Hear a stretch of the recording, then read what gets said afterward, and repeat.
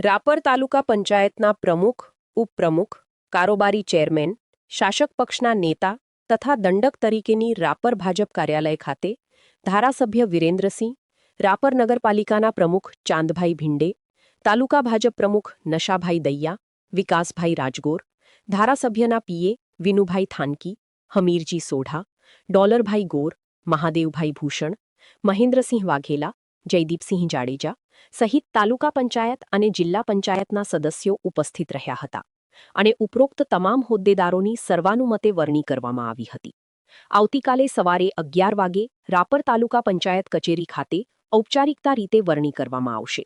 આજે તાલુકા વિકાસ અધિકારી ખોડુભા વાઘેલા સમક્ષ તમામ હોદ્દેદારોની વરણીનું ફોર્મ રજૂ કરવામાં આવ્યું હતું, જેમાં રાપર તાલુકા પંચાયત કચેરીના હોદ્દેદારોની આવતીકાલે વરણી કરવામાં આવશે.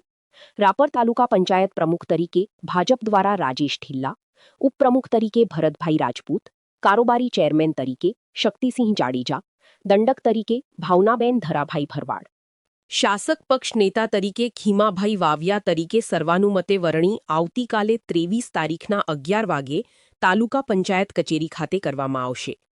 રાપર તાલુકા પંચાયતમાં ભાજપને 21, આપને 1, કોંગ્રેસને 2 બેઠક મળી છે.